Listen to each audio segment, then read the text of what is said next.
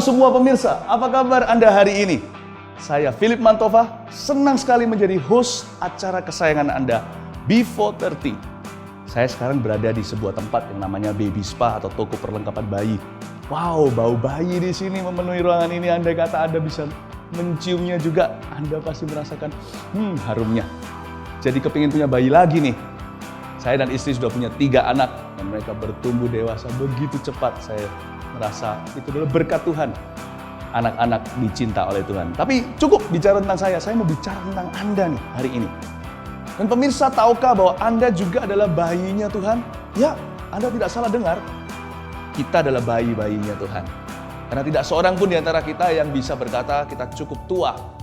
Terlalu tua untuk menjadi anaknya. Sebab Tuhan kita adalah Alfa dan Omega. Dia lebih tua dari siapapun juga. Dia adalah orang tua kita yang menciptakan kita. Dia sayang kita, itulah perasaan dia sesungguhnya. Dan justru di episode kali ini saya mau berbicara tentang itu. Setiap orang anaknya. Dan ketika saya beritahu kepada Anda perasaan Tuhan sebenarnya, kuasa Tuhan akan semakin nyata. Jadi please jangan kemana-mana, jangan ganti juga channel ini. Karena apa? Karena 30 menit ke depan ini menjadi waktu-waktu yang paling indah bersama dengan Tuhan. Anda akan merasa kembali sebagai anak yang dikasihinya. Dan juga Tuhan pasti memberitahu kepada Anda siapa Anda sesungguhnya. Ketika saya memberitahu kepada Anda siapa Dia sesungguhnya dalam kehidupan kita. Sebelum 30 menit berakhir, hidup Anda semua pasti akan berubah. Dosa Anda pasti akan menemukan pengampunan total. Dan penyakit Anda sembuh sama sekali.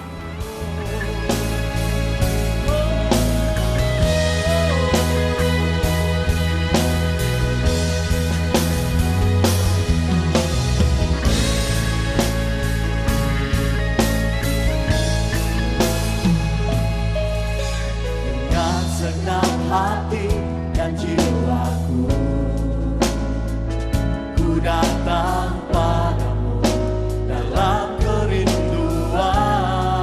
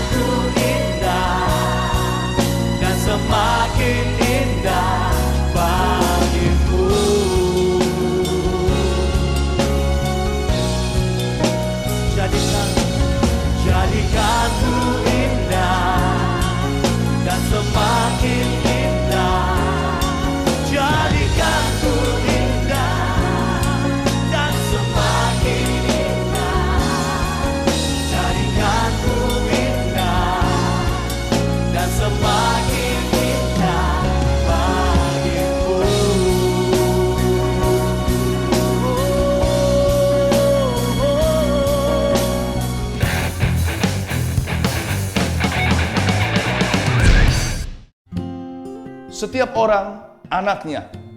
Apakah Anda sudah siap bersama dengan saya mendalami firman Allah dan menemukan rencana apa yang Tuhan sudah sediakan bagi anak-anaknya, yaitu Anda dan saya hari ini. Kita buka bersama-sama di Yesaya 49 ayat yang ke-14 bunyinya. Sion berkata, Tuhan telah meninggalkan aku dan Tuhanku telah melupakan aku. Dapatkah seorang perempuan melupakan bayinya sehingga ia tidak menyayangi anak dari kandungannya? Sekalipun dia melupakannya, aku tidak akan melupakan engkau. Tidak peduli siapa diri Anda, apa pekerjaan Anda, atau apa yang Anda telah lalui dalam hidup ini, satu hal tidak bisa berubah, yaitu bahwa Anda tetap adalah anaknya. Sebab Tuhan Yesus yang menciptakan Anda, setiap orang anaknya.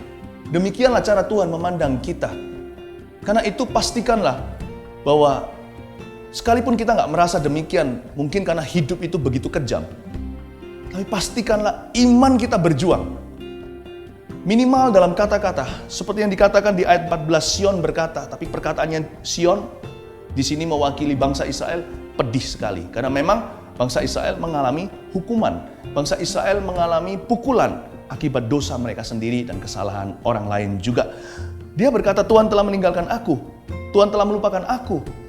Ini masih mendingan dibanding dengan beberapa orang yang memilih untuk terang-terangan memberontak kepada Tuhan atau menghujat dia, padahal sebenarnya Tuhan nggak begitu. Karena Tuhan sendiri berkata, dapatkah seorang perempuan melupakan bayinya? Nggak mungkin dia bisa melupakan momongannya atau tidak menyayangi anak dari kandungannya. Sekalipun seorang perempuan, wanita, mama yang paling cinta anaknya pun bisa melupakannya, Tuhan jauh lebih dari mama atau ibu manapun. Ada lagu yang berkata tidak ada seperti kasih ibu. Ada. Bahkan kasih ibu tidak bisa dibandingkan dengan kasih itu, yaitu kasih Yesus.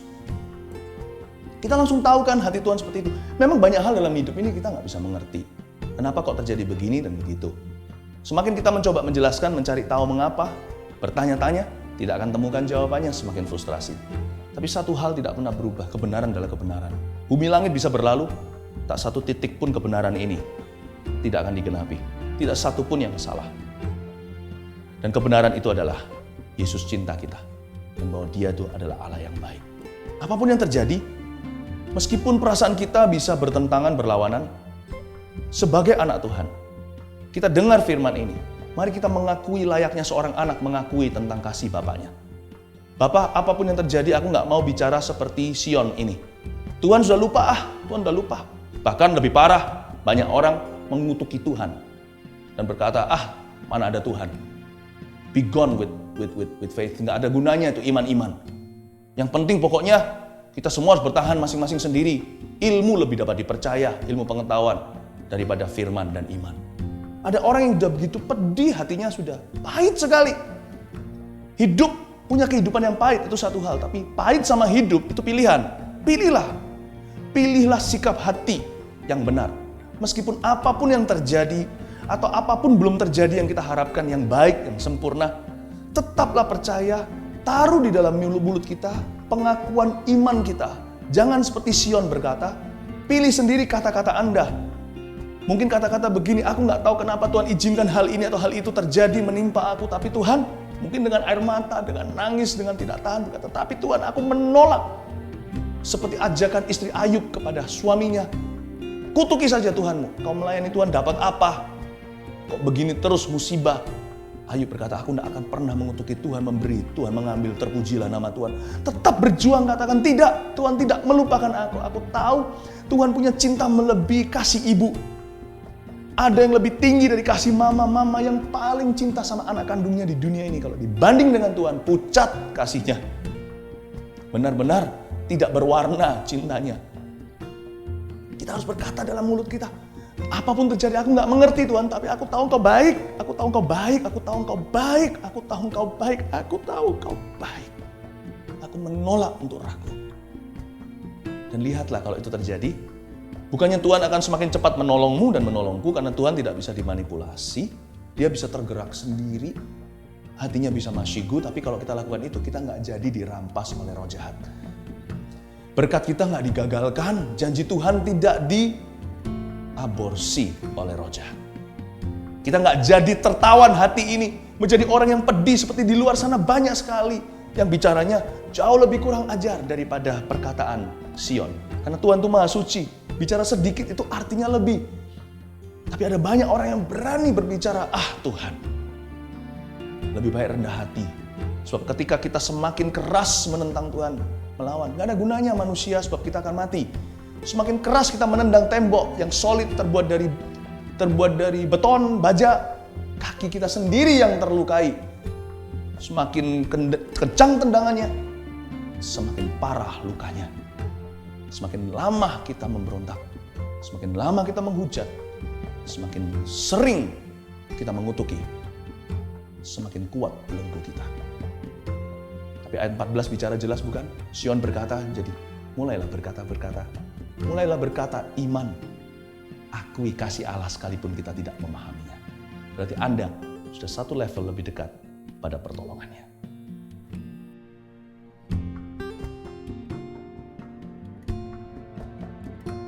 Yesus cinta setiap orang sebagai anaknya. Saya ajak Anda berimajinasi sedikit, karena imajinasi itu juga adalah ciptaan Tuhan. Coba bayangkan diri Anda sebagai anak kecil saja di hadapan Bapa.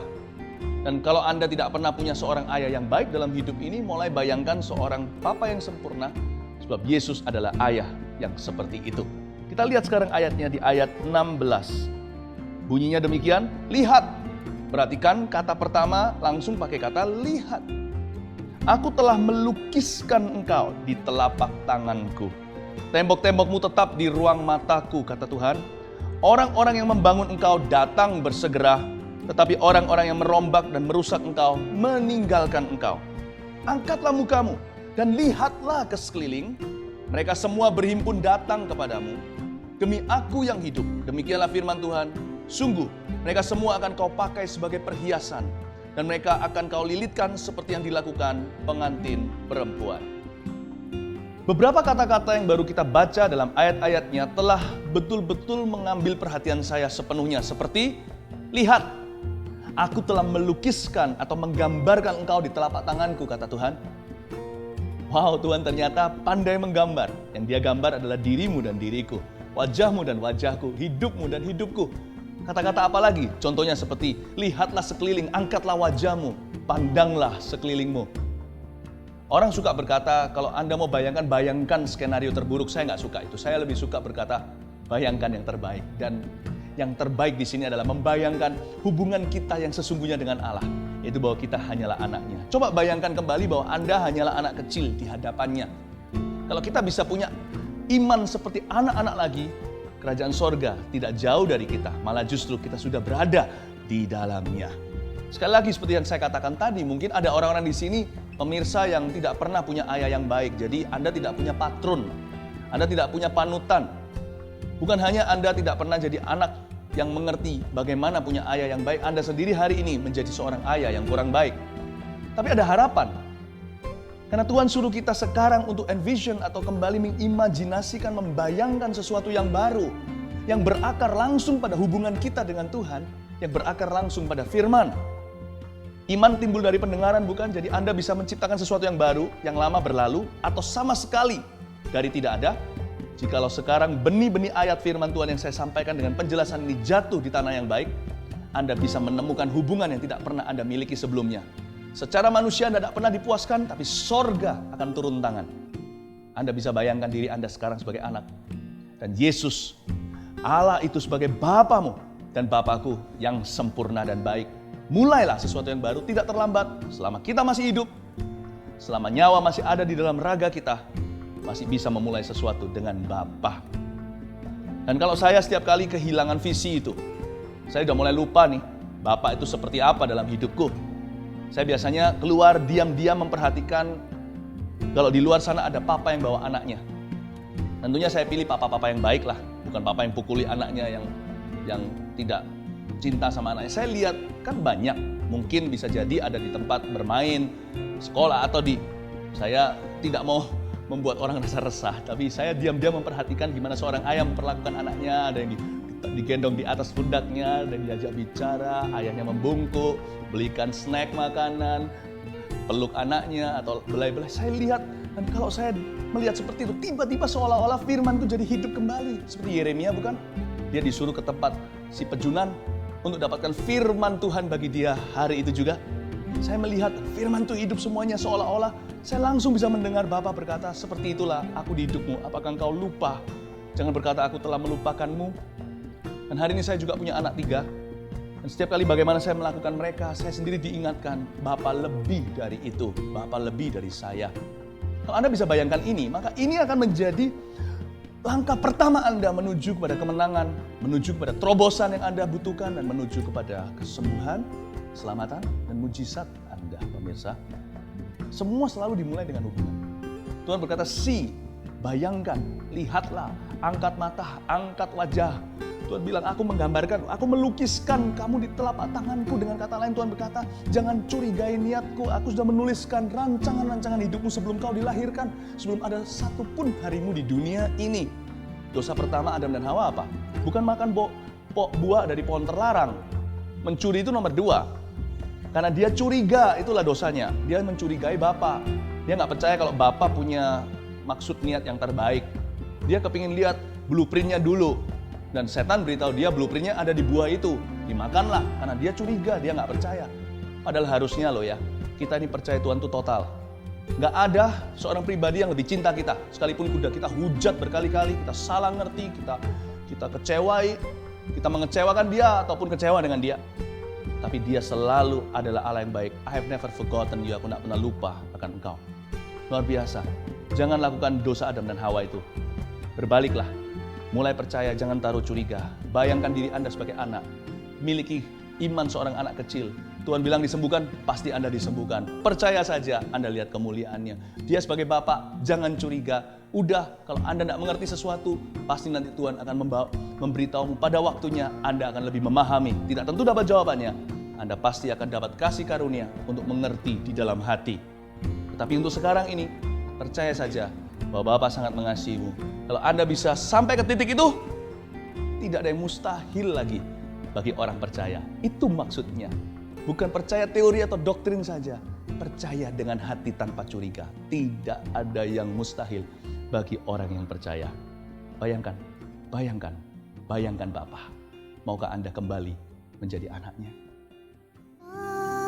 You are a great big God. I'm young and do not know a lot. Come and be my own.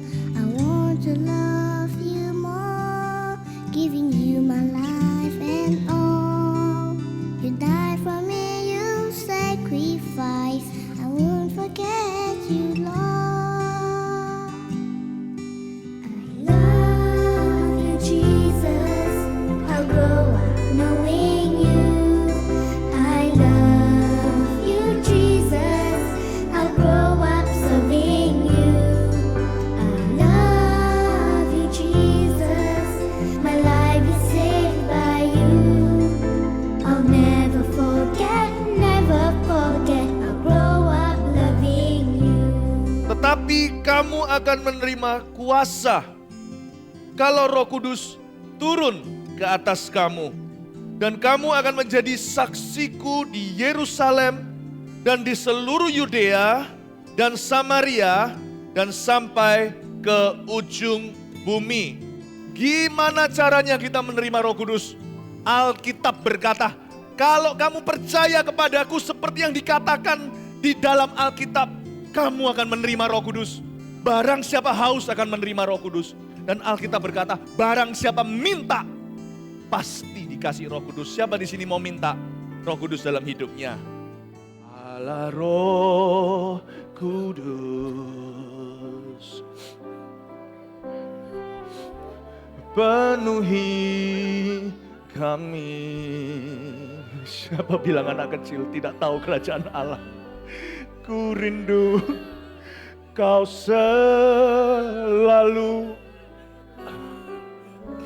dalam hidupku. And I'm also forever a child, just a child in your kingdom, Lord. Allah Roh Kudus,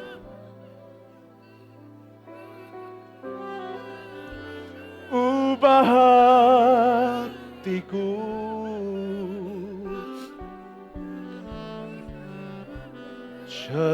berikanku, jamalah ku rindu hadiratmu. Boleh kakak tanya, kenapa kamu menangis? Hah? Apa yang kamu rasakan? Dipegang Tuhan Yesus. Dipegang sama Tuhan Yesus. 你是不是讲中文的？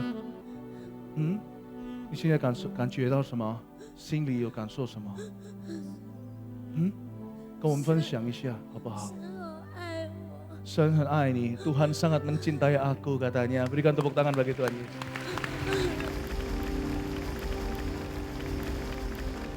Kamu menerima bahasa roh hari ini? Ya, dipakai mulai hari ini untuk berdoa, untuk papa, mama, keluarga, teman-teman ya. Kamu tahu nggak kalau menerima bahasa roh itu artinya apa? Kamu mau dijadikan seperti Rasul Petrus, seperti Rasul Paulus dipakai Tuhan luar biasa. Amin.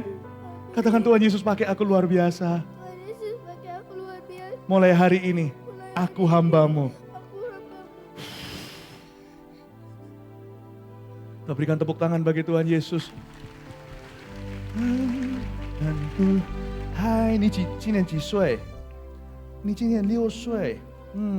你刚刚在下面的时候，你站在哪里？站在那边是不是？你是不是跟妈妈爸爸来这里的？还是对不对？哦，那你今天感觉到什么呢？你心里有什么？ Yesus的爱, kamu rasa apa hari ini? Aku merasa kasihnya Tuhan Yesus katanya.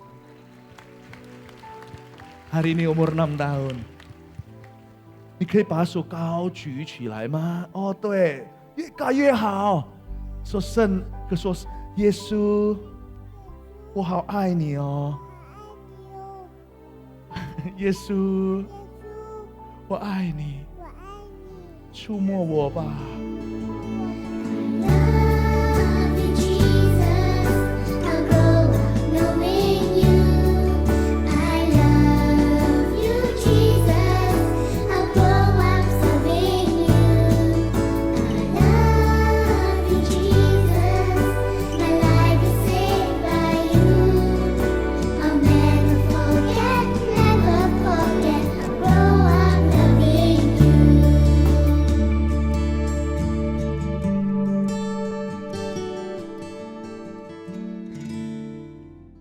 Inilah bagian favorit saya.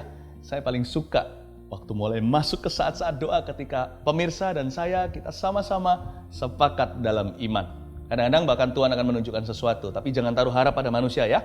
Tetap taruh harap pada Kristus, bukan pada apa yang saya bisa lakukan, karena saya hanya hamba, hanya alat, tapi apa yang Yesus bisa dan sanggup kerjakan dalam kemuliaan namanya. Mari kita sama-sama berdoa, ulurkan tangan Anda ke saya juga ulurkan ke Anda, kita sepakat sama-sama. Tuhan Yesus, jamah setiap anak-anakmu, setiap pemirsa adalah anakmu. Lawat ya Tuhan, hadir dalam setiap rumah saat ini ya Tuhan. Di dalam nama Yesus, perkara-perkara supranatural segera terjadi karena namamu yang diberitakan, janjimu yang disampaikan.